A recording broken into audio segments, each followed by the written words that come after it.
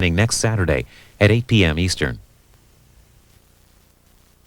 Now a look at the past and future of the information age. Paul Levinson discusses his book, The Soft Edge, A Natural History and Future of the Information Revolution.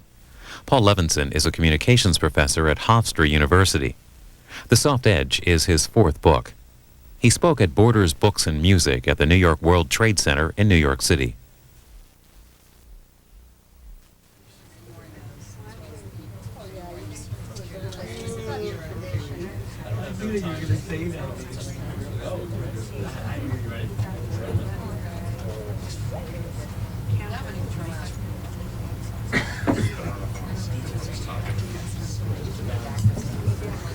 Good evening, everyone. Welcome to Borders, Books and Music at the World Trade Center. It is my pleasure to introduce an esteemed author, historian, and philosopher of media and communications. Please join me in welcoming Mr. Paul Levinson.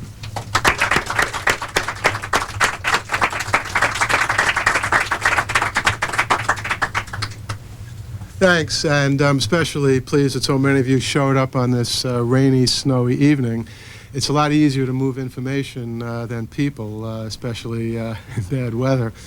Information has a lot of interesting properties. We're going to be talking about some of them this evening.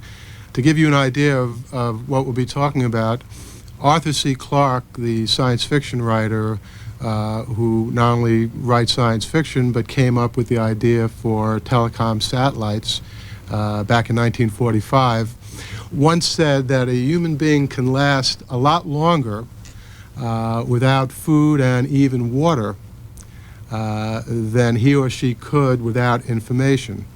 If you take a person and you put them in a sensory deprivation chamber and you cut them off from all information, pretty soon that person will become totally psychotic and literally will die before they die of starvation or thirst.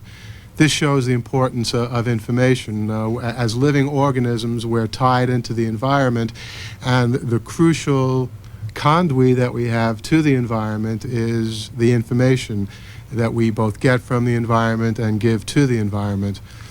Because information is all around us, though, we tend to very often be oblivious to how information shapes our world and how it shapes our lives. The Soft Edge is really a tour of the history of information technology. It's also a theory of the evolution of media, and it's a series of predictions about where we can expect our information media to go in the future. We're going to start going back some 3,200 years to ancient Egypt. Amenhotep IV was pharaoh at that time, and the pharaoh was someone who was regarded as a god by his own people. He, in one sense, could almost do no wrong, certainly in a spiritual sense. But Amenhotep IV, who would later be known as Akhenaten, did something that was very provocative. And a lot of people in his time thought was very wrong, and that was promulgate a whole new religion. And in fact, it was a monotheistic religion. It preached that there was one energy form that was all over the world, that was all present, omnipotent, all powerful, and also invisible in that you couldn't really do anything to represent it by making a statue of a bird or a snake or some of the other things that the traditional religion of Egypt had done. And this was a very provocative step, and Akhenaten was fairly successful after the initial opposition in his own circle in establishing this religion. As far as we can tell from history, there was a short period of time when the ancient temples were destroyed, when Akhenaten's new religion, which he called the sun religion, Aton means sun, Akhenaten means someone who follows the sun. He was fairly successful with this new religion. But within 2-3 generations after his death, the religion totally vanished. The only way that we know about this early monotheistic foray is that some hieroglyphic inscriptions, which we can't even really fully understand. There's still debate about whether or not Akhenaten was preaching that we should worship the sun literally, or whether he was saying that the sun symbolizes this energy form. It's sort of hard to understand what exactly he was talking about.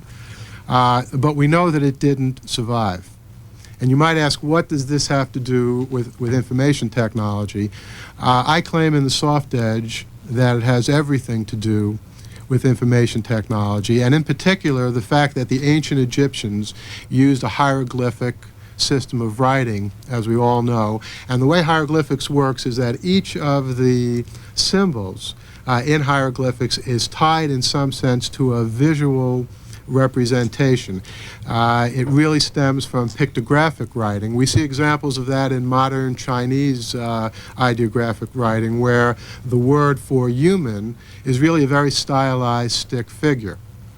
So Akhenaten had a problem with his religion in that how can you possibly draw a picture of something which is all present but at the same time invisible? It's almost self-contradictory on a pictographic level. So in that sense, it's not surprising that his religion barely survived his lifetime. Contemporary accounts say he was a very poetic man, that he could talk to people and convince them, but clearly he had a serious problem in terms of writing about his religion, explaining it, and having people understand it. Now, a few hundred years after Akhenaten, another monotheistic religion took hold. This is the monotheistic religion that most of us are very familiar with. It was the religion that Moses furthered when he came down from the mountain with the Ten Commandments. That religion was, as far as we can tell, not all that much different from Akhenaten's monotheism. Same idea, same single God, same prohibition against worshiping idols, same emphasis of the God being all-present, all-powerful, and invisible. And yet Moses and his people, armed with just the Ten Commandments and similar written descriptions, succeeded in an extraordinary way. And so today, thousands of years after this, most people in the world who subscribe to any religion subscribe to either Judaism, Christianity, or Islam, all of which come from the same source. Well, what was the difference between Moses and Akhenaten? I claim the difference all resides in the alphabet, this phonetic mode of writing that Moses was fortunate enough to have at his disposal. The ancient Hebrews didn't invent it. As far as we know, it was invented by another Semitic group, the Phoenicians, who in their ancient seafaring civilization had the need to make quick records of all their commercial transactions. Again, sitting down and writing hieroglyphic descriptions took too long. It was just something that was not efficient and convenient enough. So under that commercial pressure, and this is something we'll come back to a little later, commercial pressures are very often good things in media history. Under that commercial pressure, the ancient Phoenicians developed a new kind of writing system in which the letters didn't look like anything. That's really the key to the alphabet and its power. A, B, C, D, E, Aleph, Beis, Gimel, whatever names you want to call them, they're a series of squiggles that don't look like anything in the real world. And precisely because they don't look like anything, precisely because of that reason, they can look like everything that you want them to describe. You can rearrange these letters, in our case 26 letters, and by following the rules of grammar, you can write about anything that you want to write about. You can write about a deity that's all present, that's all powerful but invisible. And this, I think, was the key difference between the pharaoh, who politically was the most powerful person in his realm, regarded as a god by his own people, on the one hand, and the ancient Hebrews, who were politically very weak, But the difference is the ancient Hebrews, with the alphabet as their scepter, were able to have this enormous success.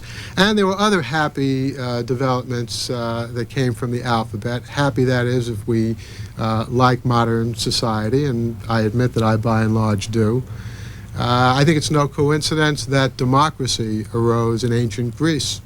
The notion of justice, freedom. Again, it's hard to draw pictures of that. How can you draw a picture of justice? Ancient science also seems to owe its origins to the ancient Greeks, who employed the alphabet to describe abstract theories. What makes science different from just observation is that it takes the observations and it builds them up into generalities that we can use to predict various things. So here we have this invention, the alphabet, that has initially just commercial applications, as far as we know, for the ancient Phoenicians, and it brings us the monotheistic religions that we now have. Not only that, but democracy and science as well. This is not to say that the alphabet invented those things. Obviously, human beings did. But it is to say that without the alphabet, those human inventions probably wouldn't have done very well. And in fact, we can go throughout history and see how over and over again a communications medium made a profound difference. So let's move ahead a few hundred years and even, a few thousand years and land in the year 1492, which of course is well known to everyone. That's when Columbus sailed across the Atlantic and reached the New World. It's also known, of course, that Columbus wasn't the first European to get here. Leif Erikson and the Norse made it across the Atlantic. In fact, they settled first Iceland and then Greenland, and even made it all the way here to North America around 1000 AD. That had virtually no effect on Western Europe in its day. And Western Europe was no slouch in the year 1000. Bear in mind, this is the time of Charlemagne, a sort of resurgence of some of the elements of the Roman Empire in the West. There was a very vibrant culture in Europe in this period of time, and yet the fact that the Vikings got across the Atlantic Ocean had virtually no effect on this culture. There was no subsequent age of exploration. So now let's look at what happens when Columbus returns from his voyage. We find that within a year after Columbus returns, his son writes a description of his father's voyage, and that description of that voyage has a fate which I would certainly like for the soft edge, and I think most authors would like for their books. It becomes a bestseller almost overnight in every major city in Europe. Edition after edition is printed up in Rome, in Madrid, in the various German states, in England and France. By 1493, 1494, 1495, people across Europe are able to read about Columbus's voyage. No one ever read about Leif Erikson's voyage because the Norse communicated through oral sagas. So whereas the Norse voyages had as much impact on Europe as winds whispered in the night, these Norse legends that sort of filtered down from the north, stories told around campfires. In contrast, Columbus's voyage could be read about in black and white, and Europe's monarchs were willing to literally and figuratively bank on this, send out ships across the ocean. So within a few years of Columbus's voyage, the British send people across, the French send people across, the Portuguese, and the age of discovery is in full swing. And unsurprisingly, the printing press had other profound consequences in the Europe of this time. It totally shattered the hegemony of the Roman Catholic Church, which was predicated on a scarcity of information. You had a question of a religious nature, the only thing you could do prior to the printing press is go see a religious authority. Martin Luther, in contrast, said people should read the Bible for themselves and work out their own relationships with the deity. But what good would Martin Luther's advice have been if there were no books for people to read for themselves? Bibles, in addition to reports of Columbus's voyages, were one of the first things that flowed from the new printing presses in Europe. And within a few years, not only were people reading the Bible for themselves, they were setting up their own churches. The Lutherans, the Calvins, the Protestant Reformation was in full swing. And a whole series of mutually catalytic developments took place. And when the dust was settled, when the scientific revolution had kicked in, when the rise of national states and the crystallization of national identities had had their impact, when capitalism became the new monetary system in Europe, by the time all this was over, what we had was nothing other than our own modern world. The scientific revolution obviously was helped by the printing press. Galileo may have recanted in the Church of Rome, but it was a Pyrrhic victory for the Church because people around Europe were reading the very theories that he had recanted. And people for the first time were beginning to read in their own vernacular.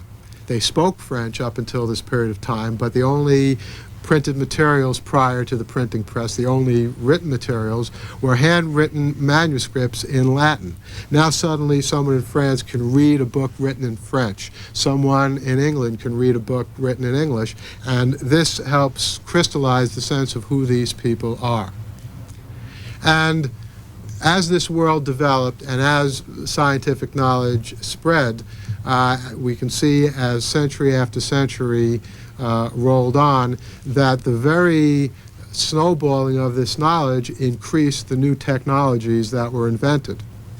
So we come into the 19th century, an incredibly significant century. Most of the things that we take for granted today as advanced technologies, in fact, were invented in the 19th century. In the 1820s and 30s, photography and the telegraph were invented. The 1870s, you have the telephone and the phonograph. The late 1880s, you have motion pictures. Radio rounds out the century and is really more of a 20th century invention. You also have things like the automobile, obviously the locomotive, train, and so on. So it's an incredibly rich time for inventions. One of the things that we can see very clearly when we look back at the 19th century is how people continued to misunderstand the impact of the media they were bringing into being. Certainly, Gutenberg had no idea that by bringing the Chinese invention of the printing press, and it was actually a Chinese invention, but it didn't have much impact in China because, again, their ideographic system was not compatible with mass-producing newspapers or anything else. Imagine how long it would take to set a page of type when you have 20,000 different ideograms to choose from. But Gutenberg, introducing the press in Europe, had no idea that it would lead to the scientific revolution, the rise of national states, provide a document of Columbus's voyage, and so on. And similarly, the people in the 19th century really had very little idea as to what impact the new media they were bringing into being would have. In some cases, the media were not only misunderstood, they were sort of shunted aside and distrusted. There are many examples. One of my favorite has to do with the telegraph, which of course for the first time in history allowed information to be transmitted instantly across great distances. Over in England, Julius Reuter was very astute. He had actually started his career with his news agency using pigeons.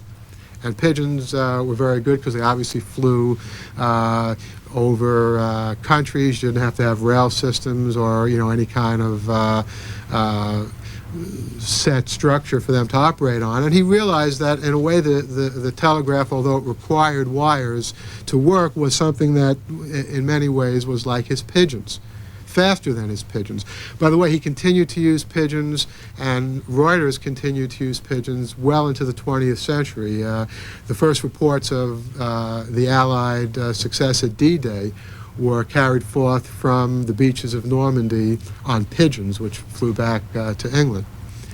But anyway, the year is 1865, and Reuters is sitting in his news bureau in London, and he gets a telegram, which actually didn't come from very far away. It had come from Londonderry, which of course was just across that little sea that separates Ireland from England. But the telegram conveyed grave news, that Abraham Lincoln had been assassinated. This was really astonishing information. Bear in mind, it was the first assassination of an American president. Here in 1997, tragically, an assassination is not that surprising to us. But certainly in 1865, that the American president who had just been victorious in the Civil War had been assassinated, this was major, astonishing news. And of course, Reuters immediately sent word of this out to all of his newspapers, and then was astonished to find that not a single newspaper was willing to print the story. In fact, the story was denounced as a hoax designed to have some impact on the London Stock Exchange. And it wasn't until a human being had physically come from Londonderry to London to basically say, yes, I sent the telegram, I'm telling you it's the truth, that the London Times and the other British media agreed to publish it. Actually, there was a movie made about this whole story, a wonderful movie made in 1939 called Dispatch from Reuters, in which Edward G. Robinson plays the title role. Although actually I thought John Lennon looked much more like Reuters than Edward G. Robinson. And in this movie they exaggerate to some extent. They make it seem like it was weeks before the British media agreed to publish the story. It wasn't weeks, it was really just a few hours. But even those few hours are extraordinary. 100 years later, in the 1960s and then the 1970s, Walter Cronkite was judged to be the most trusted man in America. That's how far media had come in terms of being trustworthy as news sources. Now, actually, I always liked Walter Cronkite, but truthfully, he would end every broadcast with, and that's the way it was, but that was not really at all an accurate description of what his newscasts were.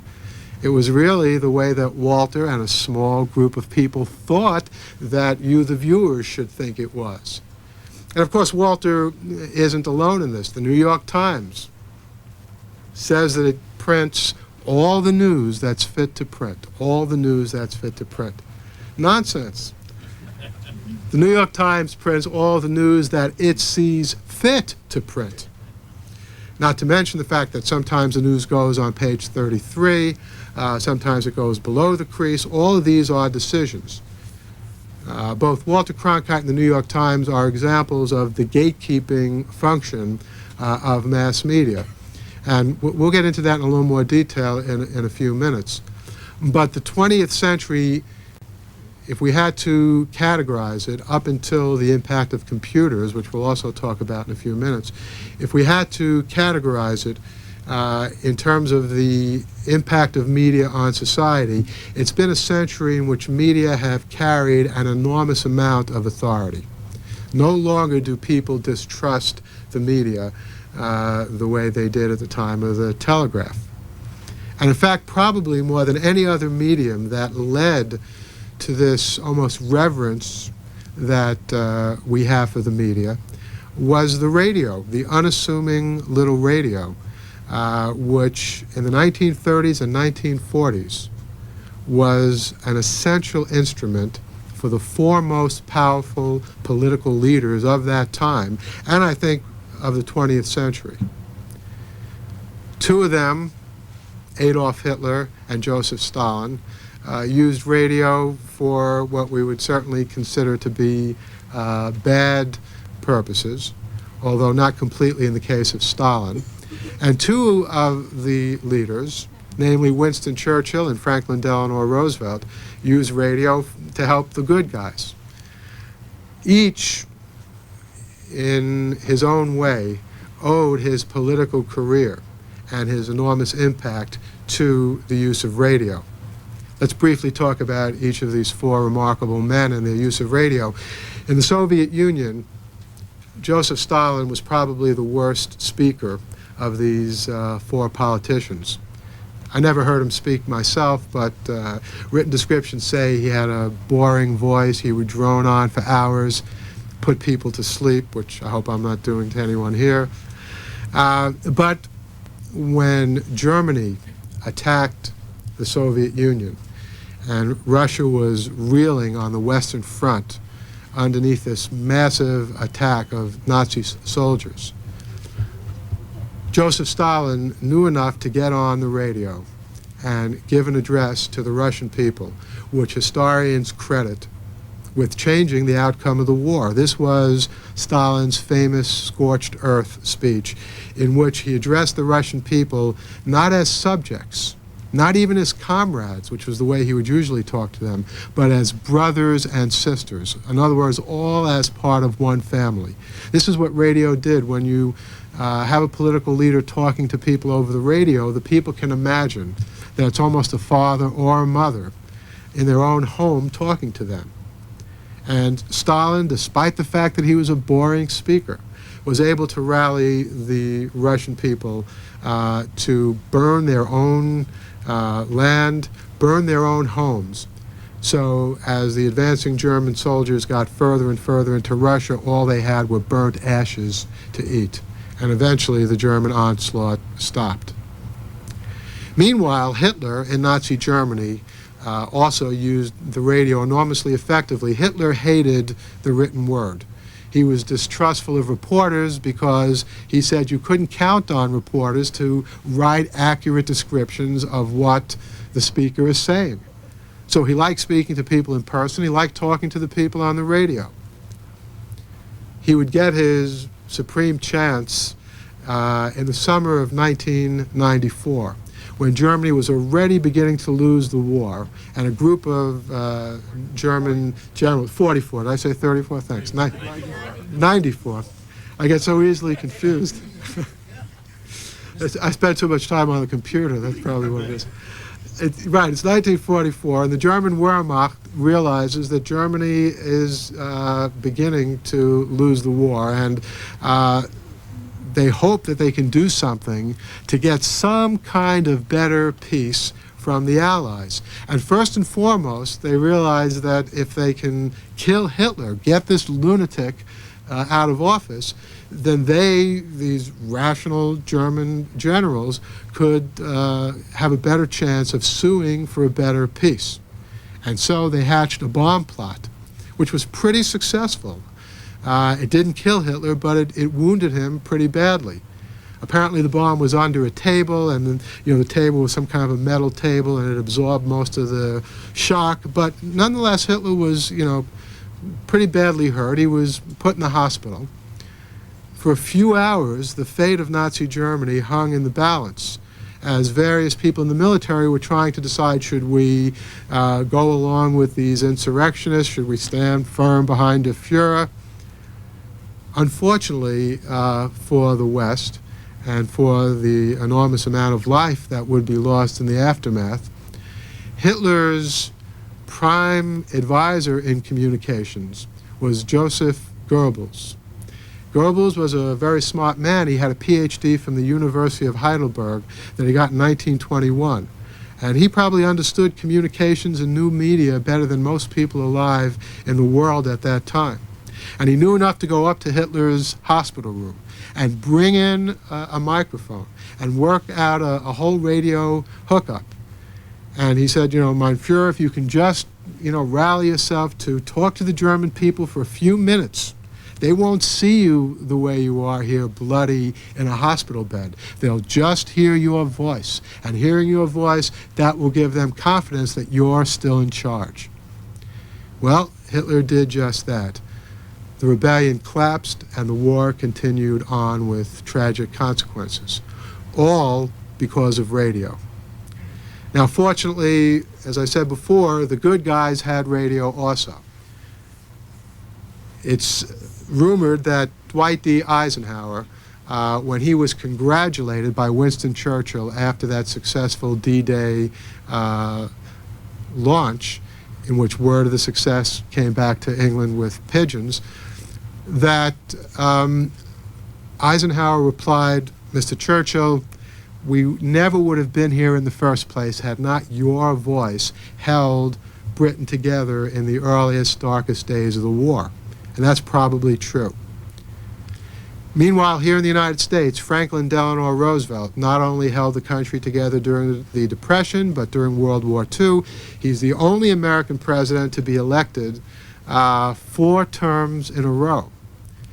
Now, actually, no other president since then can be elected 4 terms in a row because the Republicans got so nervous that they, as soon as they were in power again, they pushed through the amendment that limits the terms of presidents to only 2.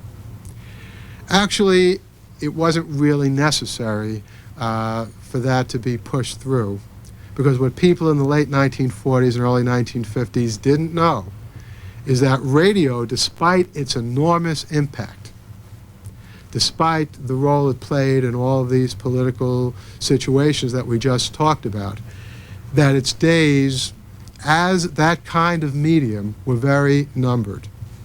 And as a matter of fact, if we look at our next port of call in this tour of history, the year 1960, we can see and hear in the Kennedy-Nixon debates the sort of succession of radio succeeded by television as the new dominant political medium. Now, the way that debate has come down to us, and you can still see it rebroadcast on television, and it's a very interesting debate, is that Kennedy did much better than Nixon in that debate. And it's certainly true if you look at the debate on television. Kennedy was relaxed, he was cool, collected. The reaction shots would show him, looking at some of his notes, taking some notes, really on top of things. Nixon, in contrast, looked like Mephistopheles. He was nervous, shifty-eyed. Would you buy a used car from this man? I am not a crook. Now, he didn't say that, of course, in 1960, but that's the aura that he presented, which was sort of ironic because Nixon did very well in the 1952 election when he came on the air and gave his checker speech and said how, his wife Pat wears a cloth coat, but they weren't going to give back this dog. But somehow in the debate milieu, Nixon was not as comfortable as Kennedy, visually.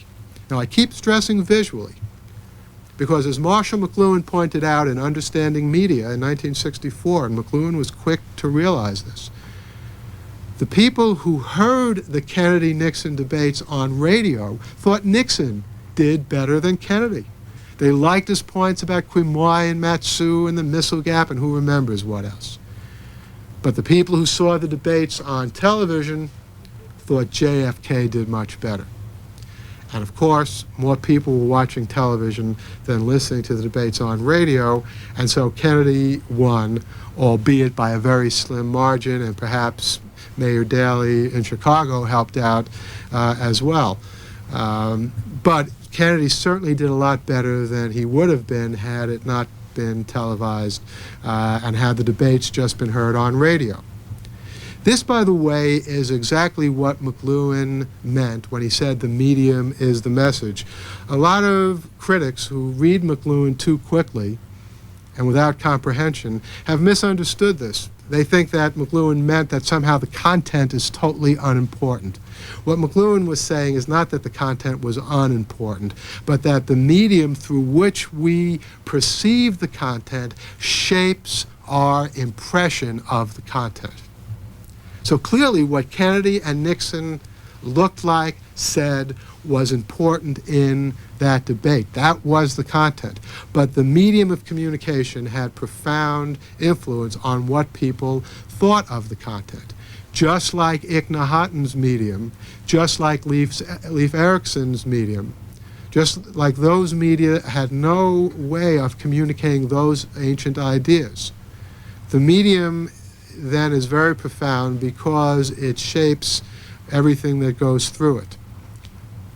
With television coming into the ascendancy in the 1960s, we have a whole new world in which, once again, a lot of the old structures, a lot of things which held in an age in which people could only read material, and then in the 1930s when people could hear it on the radio or go out to a motion picture, All of that began to change when people could see these things in their own homes. One of the things that television did is it unleashed a torrent of criticism against itself. The academic world didn't take kindly to this new medium at all. Actually, the academic world very rarely took kindly to new media. One of my favorite articles that I discovered at a flea market years ago was in the 1910 Good Housekeeping. It was written by a William A. McKeever, a justifiably forgotten professor of agriculture from somewhere. And his article was entitled Motion Pictures, a School for Criminals. Not even a question mark, he was so sure. And the article, goes on, what are we going to do about these new motion pictures? It's bad enough that our children spent so much time reading these cheesy dime novels, but now they spend all their time in these cold, dark, I don't know why they were cold, but these cold, dark theaters and see these flickering images on the screen. But the good news for motion pictures is when television came along, people began thinking, hey, motion pictures are nice, they're more civilized, they're more artistic than this new medium. And television has been criticized as detracting from literacy, taking away from the written word. Actually, this very show about books shows how foolish that critique is, because again, it's a question of how the content is transmitted through the medium. Television can be just as vigorous a portrayer and provider of literate culture as it is of other kinds of culture. It's a question of what goes into the television mix. As a matter of fact, there have been studies that show that contrary to what the public's general opinion is, which is somehow literacy has declined and people read more books years ago and people had higher degrees of literacy, there was a study published in the late 1970s done in the state of Indiana, some town that was arbitrarily chosen, and that study showed that the reading scores in 1974 were exactly the same as the reading scores in 1944.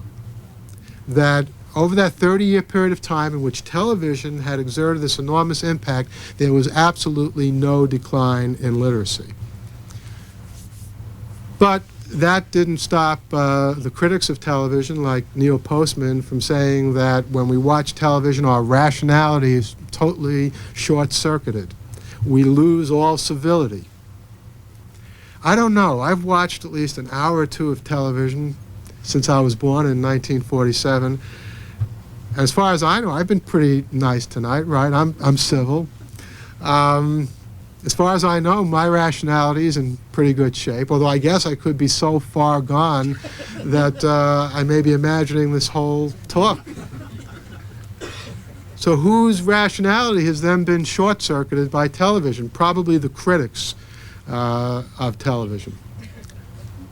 Well, the good news for television may well be that now there's a new medium which is exerting an enormous amount of impact. And just as television sort of paved the way for people to have greater respect for motion pictures, so now you're beginning to see the first early expressions of what a good medium television is, because the computer has made its entrance into our society. And as a matter of fact, some of the most savage critiques of computers come from the same people who didn't like television, but they seem to miss the fact that, yes, the computer and the television screen does have one thing in common. They both have screens, right? I mean, anyone can see that. They both have screens. In the Soft Edge, I present a list of their similarities and a list of their differences. And the similarities between television and computers are, one, they both have screens. End of story. Nathan Pusey, the former president of Harvard, thought that just as television would be so dangerous to literacy and so contrary to scholarly culture, so the computer would have that same impact. Neil Postman, again, in his book Technopoly, I was just looking at it shortly before the talk to make sure that he really said this, but indeed he does. He says in Technopoly that computers are, in many ways, the worst thing to happen to education. The worst thing to happen to education. How can that be when, in fact, the computer is so different from television, and television hasn't been that bad in any case, but the computer excels in the written word. The reason why I talked about the alphabet and the printing press so much is that the computer is really the third great invention in terms of literacy. It's every bit as important, I think, as the alphabet itself and as the printing press. The currency of the computer, in all meanings of the term, is the written word. The way that we operate on computers, what we get on our screens. And yeah, I know a lot of people talk about, well, you know, the web and all the icons that are on it and all the pictures and images. Sure, they're there. They're certainly significant. But anyone who spent some time online knows that ultimately what makes one website different from another is not the pictures, it's the words that are there. It begins to some extent with word processing. And for anyone who has ever written anything, for anything who's ever typed on a page, word processing is one of the most wonderful inventions in history. Because I don't know about all of you, but when I used to type on the page, it would drive me crazy. After I pulled the page out, I'd look at it, and invariably there'd be a little error in there, or another word that I might want to insert. And then I'd have to engage in this complex negotiation. Well, let me see now. If I put the page back in, can I roll it up to exactly the thing? I'll put this white out here, and yeah. I mean, I had to almost become like a Michelangelo, and I would never get it right. And then, I mean, sometimes I get so upset I'd crumble the page up and do it again. That, you know, certainly wasn't good. I would have to negotiate with my own writing in order to make any changes, but that's the way it was. The only thing that could be easily amended prior to word processed text was something that you might write in pencil. But let's face it, you can't exactly send in a penciled, handwritten thing to a publisher or any place else where you want to have it professionally exposed. So word processing frees the writer from this reliance and attachment to words fixed on pages. And most writers, I think, instantly see this. The only writer I ever heard or spoke to who offered an objection to word processing was a wonderful poet of science fiction. His name was Paul Edwin Zimmer, and tragically he died just a few months ago. He was in his 50s. But last year I had a conversation with him, and I was telling him that I was just writing this section in the Soft Edge, and I went into my whole spiel about the typewritten page, which you've just heard, and how word processing I think is so much better. And Paul said, well, he couldn't stand using the word processor. And I said, you know, how on earth could that be? And he said, well, for me, Paul Edwin Zimmer said, if I write a paragraph and I know I can easily go in and revise it, I never get beyond that first paragraph. Or even if I'm writing a poem and I write the first stanza, the irresistible impulse to go back and change what I've written keeps me there. So, you know, I thought so much of that. I think it's certainly a bona fide objection for some people that I put that into the Soft Edge, but I'm sure that that's a tiny, tiny percentage, of writers. For anyone who has written, the word processor is an enormous boon. Not only that, but it changes the whole nature of publication. And here is where we begin getting into some very interesting political and economic things. I think what every writer wants more than anything else, is just to have his or her words read by readers. You write something, you want your readers to read it. But prior to online publishing, and of course this is still the case for most written publications, in order to reach one's readers, you have to go through a whole series of intermediaries. This gets back to what I was saying earlier about gatekeepers. Consider the gatekeepers in the publishing process. You may or may not have an agent who may or may not have an opinion about your work. Then an editor passes judgment on it.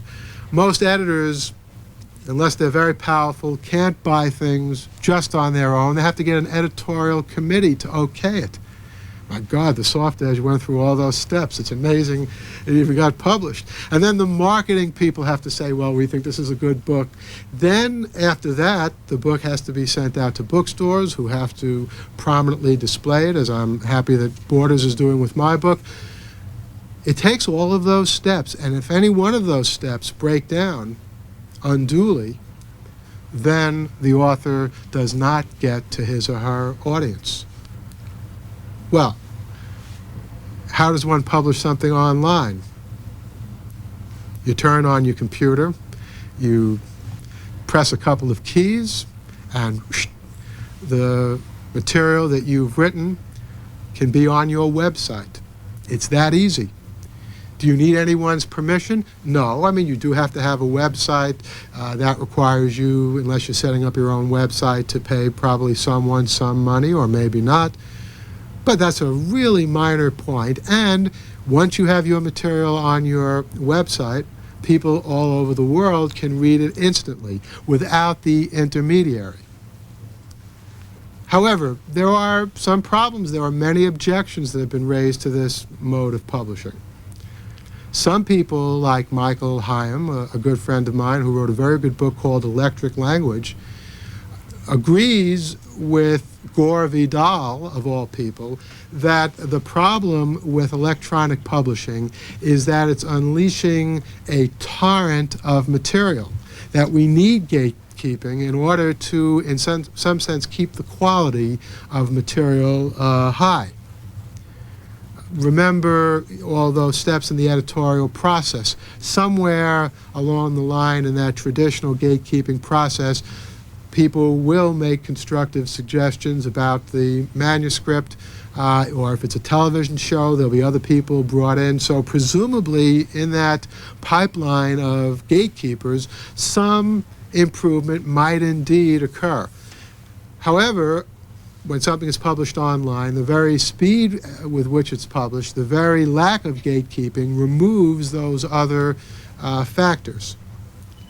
And I admit that editors and other gatekeepers do important work. And most of the things that I've written, for example, I'm also a science fiction author, and the editor of Analog, Stan Schmidt, is a wonderful editor who has invariably made suggestions about my stories that have improved them. So I like working with editors, and I'm sympathetic to some extent to Michael Hyam's and Gore Vidal's concerns. But, and this is a big contradicting factor, it makes my blood run cold when I think about the fact that Karl Popper's most important book, The Open Society and Its Enemies, was turned down by no fewer than 26 publishers during the 1940s. It was only when his friend Friedrich von Hayek interceded and brought the text to Routledge, which actually is the publisher of the Soft Edge, one of the reasons why I like Routledge so much, that Routledge agreed to publish Karl Popper's book. What would have happened had Popper not known Friedrich von Hayek? Well, you don't like Karl Popper, you don't care about philosophy, fair enough. What about the Beatles? They were turned down by 26 different record companies. I don't know, there's something about the number 26.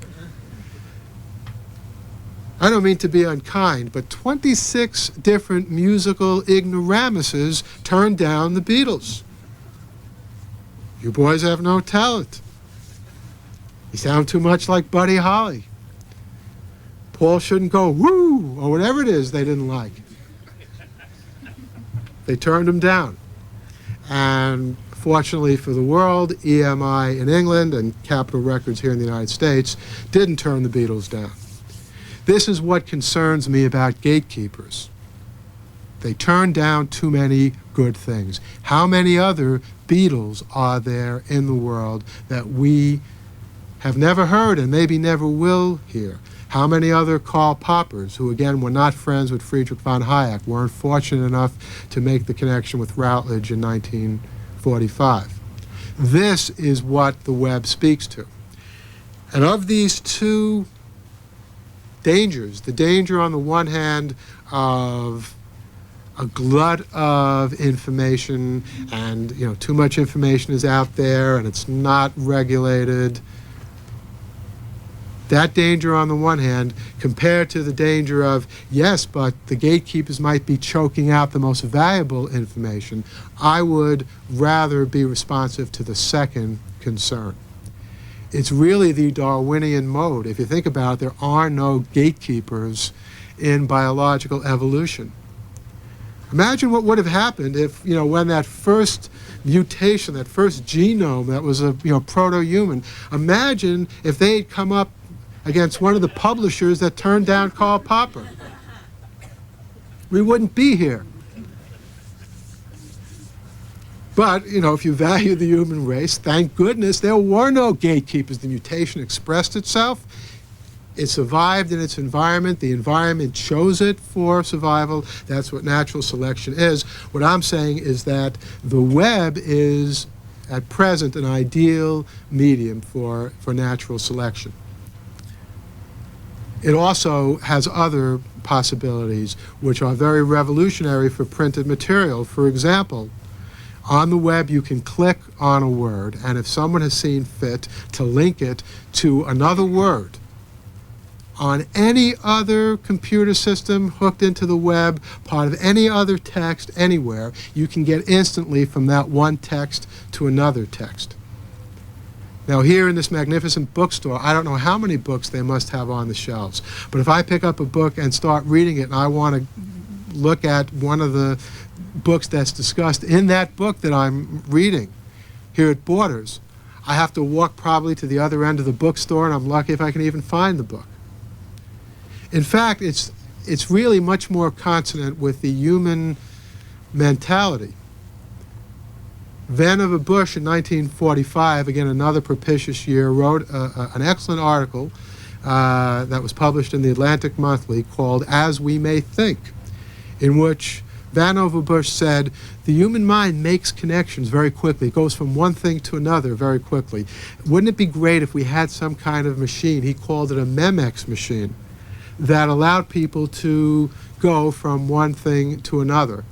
And of course the computer had just been really sketched at as a real device. Of course Babbage had in effect built the design for the computer over a century earlier, but the technology wasn't yet in place. But this is what hypertext, which Ted Nelson picked up in the 1960s and after, does. And this gets me to one of the themes I'd like to mention as we conclude this talk, and then we'll have some questions and answers. Contrary to what critics of technology have been saying about media dehumanizing us, and as we look to the future and try to understand where our media are going, it's extremely, I think, crucial to recognize that not only do media not make us less human, we in fact make media more human. The whole history of the evolution of media is an ever greater convergence of the media that we invent with human natural communications patterns. Initially, in the pre-technological world, we can talk, we can hear, we can see, but everything is in a very limited environment. We can't see further than our eyes can see. We can't hear further than our ears can hear. So we invent media like writing, like the telegraph, to extend our communication beyond these biological boundaries. Those media are very artificial. But we don't say, let's just let these media turn us into more artificial beings. In fact, what we've done throughout history is, in response to these initially artificial media, develop technologies that are increasingly human. So the telegraph has been all but replaced by the telephone. Obviously, we talk words in the real world. The telegraph is dots and dashes, very artificial. Human beings, in effect, have humanized that telecommunications medium. The written word, Socrates said, you ask it a question and all it gives is but one unvarying answer. Socrates makes this point when he laments the written word itself in the Phaedrus. Well, after all of these centuries, now we can ask the written word a question and indeed get an answer if the written word is online and if the author of those words is still alive or connected to the text. I call this evolution of media anthropotropic. Anthropo from human, tropic meaning towards. Let me just say a word or two about the political ramifications of this anthropotropic evolution of media. From my vantage point, the worst thing that any government or society can do is try to step in and regulate this process. Because the attempt to regulate the process is another example of gatekeeping. And the regulation can have many forms. Thomas Jefferson recognized the danger of this regulation when he insisted, along with James Madison and James Monroe and his colleagues, when they insisted on a First Amendment which says, Congress shall make no law abridging freedom of speech or of the press. What could be clearer than those words? No law. And yet, Oliver Wendell Holmes in 1919, in his clear and present danger decision, said, well, in spite of the First Amendment, Congress not only has a right but an obligation to prevent speech and communication which could lead to a clear and present danger, and so on. And just as we know, in the last year or two, our own government passed the Communications Decency Act. Fortunately, the Supreme Court, in a rare display of good judgment in this century, found it unconstitutional. But we shouldn't forget for an instant that that same impetus that led the vast majority of Congress to pass that law, the same impetus that led President Clinton to sign it into law, despite the fact that the First Amendment was on the books, it hasn't been repealed as far as I know, that's still there. And so, from a political point of view, I think that we must try as much as we can to keep the evolution of media moving forward. Where will it be in the future? Well, predictions of the future are always hazardous. But if we understand the continuing human role in media evolution, the continuing human control, I don't think we have all that much to fear. Some people say, my God, virtual reality, cyberspace, we're all going to wind up somehow morphing into that world, and what's going to happen to our flesh and blood bodies? Well, it's great science fiction, but it's really poor prediction, because barring some kind of genetic engineering that turns us into completely different beings, we need flesh and blood. We need what the French philosopher Maurice Merleau-Ponty referred to as the metaphysics of flesh.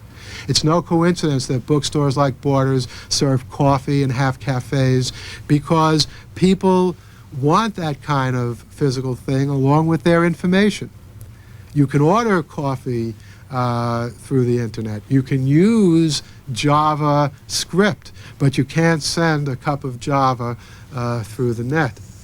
And as long as that's the case, and something only on the level of, I guess, Star Trek beaming could change that, and that hasn't happened yet either, I see a profoundly human future for us and our communications media, a future in which more people have access to more information and can make a contribution to what Comenius years ago referred to as the Great Dialogue. So, apropos of the great dialogue, let me end the lecture part of this discussion. And I see some of you have some burning questions, and I'd be delighted to answer them. Thank you.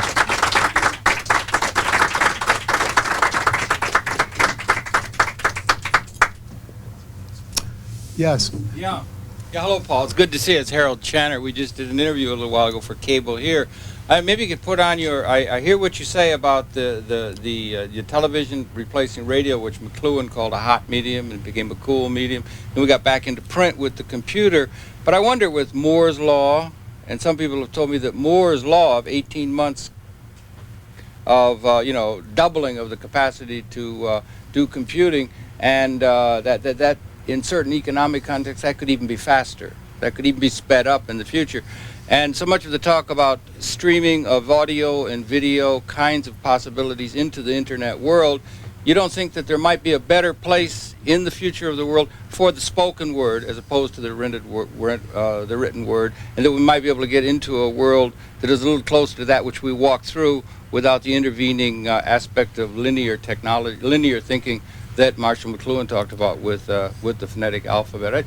Just something, maybe you could put on your science fiction hat if you want to address it. But do you understand what I'm saying? Maybe yes. 10, 20, 50 years out. Yeah, well, it's happening already. And I think one of the things that technologies do is they make more options available. The key sign of a good technology, and not all technologies are good, some have done damage, but the key sign of a beneficial technology is one which increases the choices that people have. So yes, I think that we probably will have computers, we already do, that respond to the spoken word, and there are certain things in speech which writing can't do, just as there are certain things in writing that speech can't do. And I certainly think as we move into the future we'll see more of both. Which is really another way of talking about Moore's Law. But another answer to your question, which is sort of implicit in what you're asking, is some people think sometimes that there's almost too much information, all this stuff streaming past us. They lose sight of the fact that the more technology we have, the better that we can navigate the information. So one of the things that computers have done and what websites are doing with search engines is allowing people to pick and choose the information which they find most interesting. When somebody walks into a bookstore, there are far many more books than that person can, possibly even address, I was going to say in a given period of time, in almost a lifetime. And yet most people don't feel, they may feel a tiny momentary twinge of being overwhelmed, but we usually know where to go and how to browse around, and the same thing is true with a library. The more time that you spend on the web and the more you get used to using search engines, and again, they're very imperfect, it's all an evolutionary process, the easier it is to move around. So, yes, I agree with you. I'm sure there'll come a time when people can choose, do I want to see this in writing or do I want to hear this in speech, and all the various characteristics that each of those media have. Michael? Yeah, I'm not sure if I have the question, but I have a comment that I'm sure you'll be able to address. And then the second thing is kind of an open-ended question. You mentioned before talking about gatekeepers and how you find it's a better world in which everybody can put something out on the web. You don't have to worry about the gatekeepers being out there. The problem I see here is twofold. One is that a lot of stuff is crap. And as somebody who has looked at slush piles of magazines, you can tell that 90% of the stuff that you get, as Theodore Sturgeon would have said, is completely unreadable and it's atrocious, and it's not necessarily what the reader of the magazines would have wanted. You brought up analog before, and that's a wonderful example of gatekeeping. The people who like to read analog are essentially relying on one particular gatekeeper, one man, to go through and whittle all through the information. And the problem with the web, that the way you describe it, it sounds almost like a paradise, is that without a gatekeeper, how do you necessarily know what is the good information and what is the bad information? And this isn't even a level of bad stories. You mentioned the Darwinian aspect. If somebody were to put bad science fiction stories on their webpage, maybe no one would read them. But you have web pages out there from Holocaust revisionists. That's the one that I'm really thinking of, that which purports to be purely academic, respectable web pages. And right now the school where I teach is wiring up the entire school, and we're dealing with the issues of what's an appropriate web page for somebody to use for historical research. And this is the concerns that I think about, and I'd like you to address that. And I'd also like you to address the question, you made no mention of the insidious nature of advertising on the web and media, and I thought I'd like to hear a little bit about that too. All right, good questions. There are several facets to your first question. One has to do with the fact that the gatekeeping process is no guarantee that drivel and false information is not going to be published. In fact, in the academic world, just off the top of my head, we have the work of Cyril Burt and his studies on the inheritance of intelligence. And we found out years later that the studies were basically doctored up to prove his point of view. That went through some gatekeeping. I don't recall the publisher, but a very eminent press published it. And there it was out there in bookstores and in libraries for people to read. You have hoaxes like the Piltdown Man hoax. So the fact is, it's not as if the traditional forms keep us free from those kind of things. But the other point, again, is, yes, it's a trade-off. The question really is, which do we want to maximize? The likelihood that some good information will get through, even though a lot of garbage will also get through, or that less garbage will get through, but also less good information will get through. And it seems to me that what our world still needs more than anything else is good information, accurate theories. I get very concerned, when I read through history and I see all the things that were believed to be true in science that were overturned years later. I mean, not concerned in the sense that I'm not happy that there was not that progress, but think about all those years that wrong information was out there. And anything, I think, that increases the possibility of newer, better information, even though the price we're paying might be for a lot of nonsense to be out there as well, I think is a step forward. The second part of your question about advertising, this is one of the things that critics of media are understandably concerned about. And television, absolutely. You turn on your television to watch a program, and unless you're watching PBS or C-SPAN or a program in that arena, you see advertisements. I don't see, though, the great damage that those things do. There has been the beginning of some advertising on the web. To some extent, this has spoiled the dreams of some of the idealists who've said, well, we should keep the web free of all commercial advertising. The remedy for advertising on the web is simply to click beyond it. There again, you have the advantage of the web vis-a-vis television. If you're watching a program live on television, you have no choice but to sit and see the commercial, which again is not the end of the world. I don't know anyone who's been destroyed by watching a commercial, but at least online you don't even have to do that. So that's why I'm not too concerned about it. Susan? A response to the subject that's going on, and then a somewhat provocative question. Good. If you look at the sort of historical analysis you've been doing, I think you can see the kind of democratization of the media and the choices that we're required to make as consumers of media. I think this is a logical evolution from the initial types of sign systems that were a priestly development.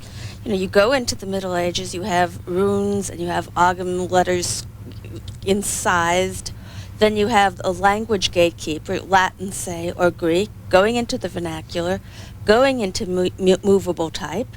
And then you have the various kinds of more popular media like the radio and TV.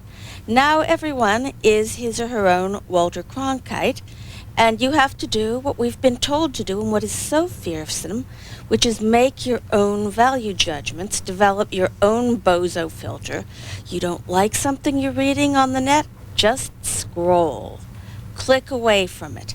Don't deal with it. Or, since this is an interactive medium, rather than a medium which, you've got Rush Limbaugh being the authority on the radio. Now, if I don't like what a Rush Limbaugh is typing on the internet, I can flame him. And if I'm good enough, I can take 'em, and I've done it. We And know. I know. But basically, you can do this, and you are as good as your articulacy and your typing speed will permit you to be. And this is something that people like the promulgators of the Communications Decency Act don't like and are afraid of, because they'd rather have the gatekeeping function vested in them, which is fine for them, but I don't like it for me. Now, about the provocative question. I'm a great believer in what the Electronic Freedom Foundation says information does want to be free. But then there's my copyright. What about your copyright? Well, I'm glad you asked that, because I disagree completely with the Electronic Frontier Foundation. It's a provocative statement. Yeah. Well, you know, Stuart Brand, the founder of the Whole Earth software catalog, and some of my colleagues at Wired magazine, like John Perry Barlow and Esther Dyson, seem to go into almost this mesmerized rapture of information wants to be free. Let everyone just take whatever they need on the web. And my response to that is, well, information may want to be free, but writers need to eat. And if everyone, you know, gets the information for free, then no one is going to create the information for a very long period of time. You know, the answer is, well, so become a professor somewhere, or go out and perform, you know, the information, be an information consultant. But why should the actual information itself not cost anything? And, you know, it's interesting, you mentioned the Communications Decency Act, and I agree with everything you say. The same Congress that overwhelmingly passed the Communications Decency Act is now beginning to nibble away with the notion of copyright. There's a new amendment to the copyright bill that's currently being considered, certainly in the fall and early winter of 1997, which would in effect say that online services bear no responsibility if anyone comes on and violates anyone's copyright on those online services. And I understand how this arose in the first place. Yes, it's true that how can an online service know everything that's going on their service? But to completely remove them from any level of responsibility, I think is a very destructive thing for information. And in fact, in the soft edge, I try to turn this whole problem around and say, how can we use the new technology to enhance the notion of copyright, to enhance the idea that authors deserve to be paid and compensated for their work, that creators of information need to be compensated. One of the things I realize is that most technologies are essentially anonymous. No one knows who invented this podium, who invented this microphone. They're just there because that's the way of technology. But they did have inventors. I'm sure we could look up and find out who invented the microphone. So here's my suggestion. On every technology that's produced, insert a little chip which, when pressed, would light up and give you a list of all the human beings whose ideas are embodied in that invention. Back to Cro-Magnon. Well, after all, yes, if we know who the Cro-Magnon person is. After all, the technologies were invented by human beings. You know, there's a sort of sense that technology is like fruit that falls off the tree. Maybe the tree was planted, but the tree did exist in some sense prior to human beings. That's not the case of any technology. So I think that we should use our electronic media to increase and heighten the profile of authorship and go totally contrary to what the people who are saying information wants to be free are saying. Information should be something that's charged for, not an exorbitant amount, but whatever the market will bear. That, I think, is the healthiest mode for the increase in knowledge and information. Yes? Much of the discussion has been about computers and the web, but the reality is that the world's population are still dependent on other forms of technology, print media, radio, and television. And I guess my question or my comment, or both, would have to deal with the fact that historically, being that these technologies have been dependent in a social structure that's dependent on economics, has been a select, like elite few individuals that's controlled these technologies, Colonel McCormick and William Randolph Hearst, Bill Gates to a degree, Ted Turner, and the dissemination of information, therefore, is very skewed because it's coming from a generally like single-minded conservative ideology, let's say.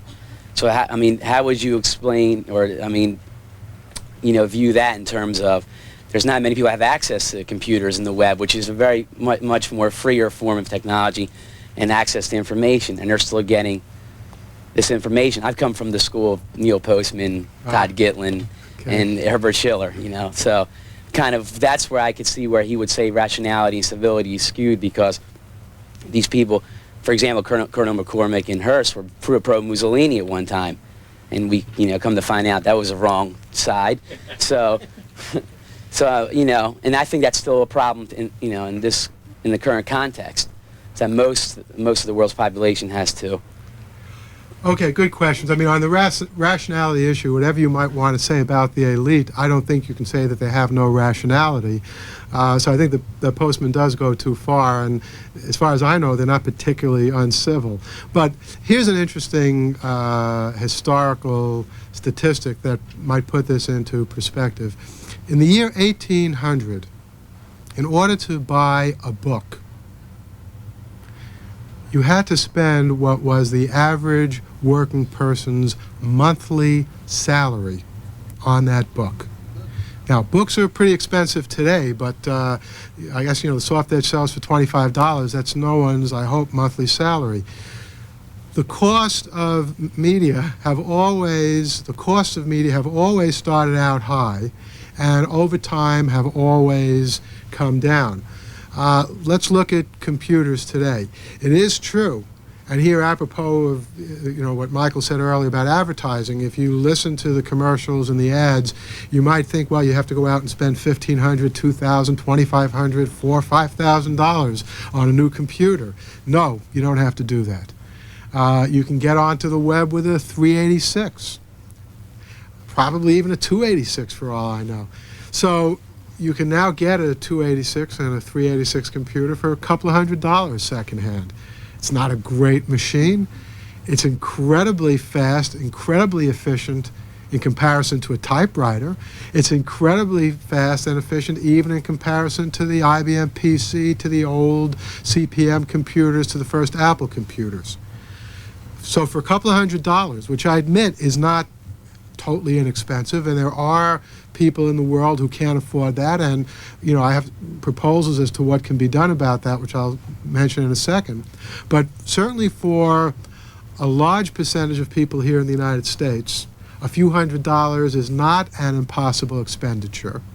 And even if it is an average working person's monthly salary, for that expenditure they can get an infinite number of books on that screen, in contrast to just the one book you could get in the year 1800.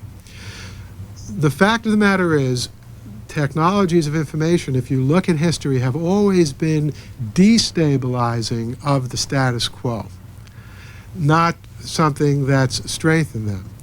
Nazi Germany, although yes, Hitler was strengthened through the use of radio, ultimately was a very low-tech society when it came to information. Alan Turing broke the German Enigma code, and that was one of the things that made it so easy for the Allies to know where the Germans were before D-Day and all those various things.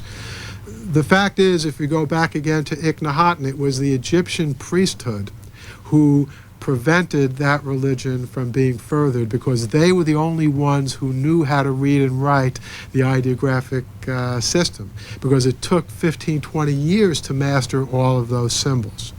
Once the alphabet took hold, and then of course thousands of years later the printing press, what it did is it increased the number of people who became players in the information game.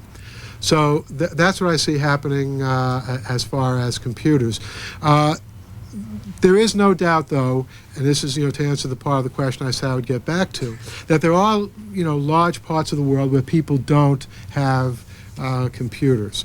There are 2 points to bear in mind here. One is that through new wireless technology, it's becoming a lot easier to get into parts of the world and have computers that telecommunicate than it was just even 10 years ago when you had to put down a whole system of wires and cables. The second thing is, there's been a lot of talk over the years about foreign aid and, should the United States give things free of charge to people around the world. I think the single best thing that the United States and the United Nations and Japan and countries who have these technologies can do is distribute them as far and wide to as many people in the world as possible. It's perhaps not exaggerating to say that to some extent it was access to illicit information, the samizdat video and photocopying in the Soviet Union, that helped undermine that totalitarian system and enabled Gorbachev to do what he did. So I think that that is an important need, and I would hope that the governments would do anything that they could to remedy that need. Okay, one or two more questions. There's one right over here. To follow up on the Communication Decency Act and the gatekeeping issues, would you disagree with the spirit of the politicians that voted for the Communications Decency Act in the area of the man over there talked about wiring up of the schools and people making individual choice about what they can see on the internet? But when you get into the situation with you've paid your $1,500 to buy your child a computer, you think they're doing homework, yet they can go and dial up images of violence, images of pornography and whatnot. And I think that even though technologically it's probably not feasible on the internet to at least to try to limit children from getting access to this, I think that there are some people that were very upset that the Communications Decency Act was found unconstitutional because they perceive that people running businesses on the internet of pornography are being irresponsible, and just by the fact that they ask, are you 18 or over, and if you just say yes, then you can go forward.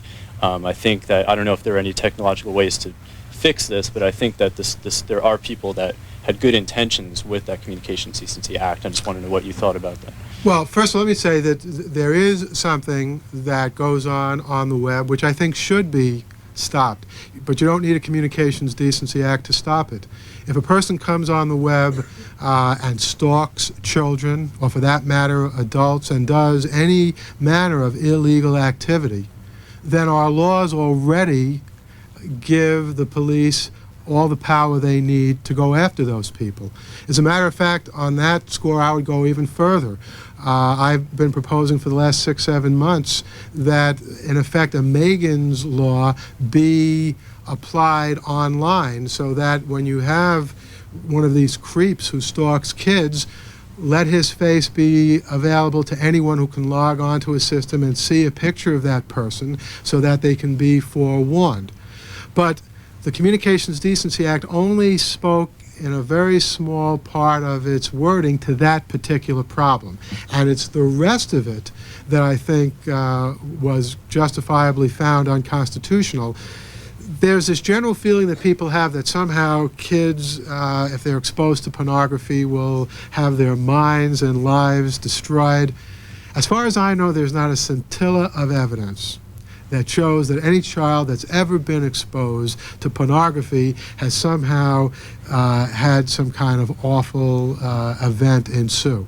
Again, I'm distinguishing pornography in the passive sense from these monsters who prey on children, whether online or offline.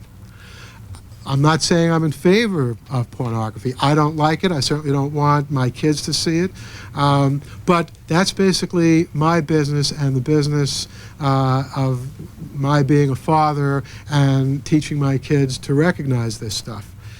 It's instructive, I think, to look at the one person who was prosecuted under the Communications Decency Act, Joel Shea, editor of the American Spectator, an online newspaper.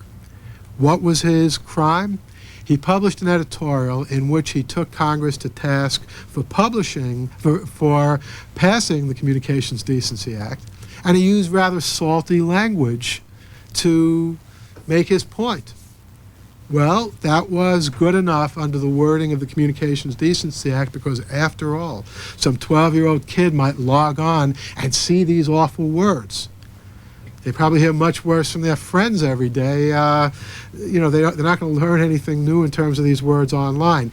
Joel Shea is the person who was gone after, and Janet Reno not only went after him in the lower courts, but as was mandated under the Act, continued, appealed the lower court dismissal of the charges until the Supreme Court found it unconstitutional. So, yes, we have to be concerned about any people that prey upon children or do illegal things in our society. And no one is saying that the web should somehow be a place where this kind of stuff can go on. But that's completely different from pornography and an act that seeks to regulate obscene language. Our companion network, CSPAN, brings you a slightly different look at the business of books, with book notes, in-depth discussion